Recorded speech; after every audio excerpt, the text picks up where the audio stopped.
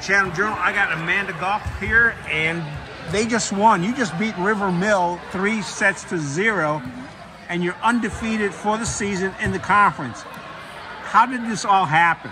Well, we have a really young team, but we have some great pieces. Our captain, Maya Sheridan, she was our setter, 6th rotation last year, and this year she has bunkered down to be our outside hitter because we need a little bit more offense. We have a freshman setter running a 5-1, so we got some new skills we're developing there. We have our 2 middles who are both juniors, still going to be there with us next year, that are going to be great additions for their senior year, running a bunch of plays. We got them running 1s, 3s, slides, everything new this year. And then we got a new freshman 6th rotation right side that has been a great choice. We also have a new transfer that's a junior that is playing inside Libera right now. So we got a good amount of pieces, and then we have a very young team overall. So we have some success. I was going to see, I saw you start off the season with a young team, and I kind of like, sometimes young teams don't blend well together. What have you done to get that oomph out of them? Well, the team has actually done that themselves. They have become very great friends on and off the court. We do a lot of team bonding. We've had lock-ins. We've had some great times here. So they have been able to become friends and just really grow as one. When one person has a little down day, we're really picking each other up. We are looking at having, a lot of these girls come back next season. We're just going to be missing 3 seniors, which are going to be a hard miss, but they've definitely been able to make themselves a core group. Everybody knows their role on the court. They know that if they show a great amount of success in practice, that they will get their time to shine on the court. It's been a great season. You mentioned some players earlier on in this conversation. Who have you seen the biggest, or which players have you seen the biggest improvement in? One of those players being my middle, number 13, Taylor Banbrook. She has been a major help. She has made maybe 5 errors over the season. Just 5? Just 5. Yep, she is hitting about a 500 to 600% here. So she has been a huge improvement in the past year, running a bunch of plays now, getting a great block up in practice. She is the impenetrable wall that they have to hit against. So I would say she's made the most improvement there.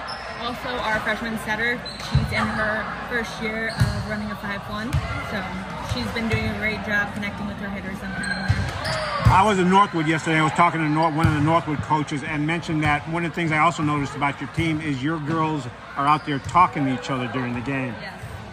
Did that happen organically, or is that something you promote, or how did that work? Because that seems to be part of your success, is the fact that they're out there talking to each other. Absolutely. It started off, everybody was a little nervous, a little bit under communicating in practice in the first few, but we really focused on communication. We did a bunch of drills where we have to have different numbers that they have to have of touches on each side. So running that game, I really made them talk and discuss everything.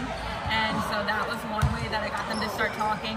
The team bonding was also super helpful. It got them comfortable with each other as friends. What's an example of one of the things you did for team bonding? We had a lock-in at the school, so they got to stay overnight at the school, and they absolutely loved it. But they've been going to UNC volleyball games. We've had team dinners. They have little homework hours before practice to go kind of hang out, but get some stuff done. For this season, 2024, what are 1 or 2 of your favorite memories? My favorite memories, I think the lock-in had great success because, there was so many things to do, and they decided to play volleyball for 2 hours on the day without their practice. So were you locked in here in this gym? In this gym. Yep, we locked in here, and for 2 to 3 hours, they were all in their pajamas just playing volleyball for fun.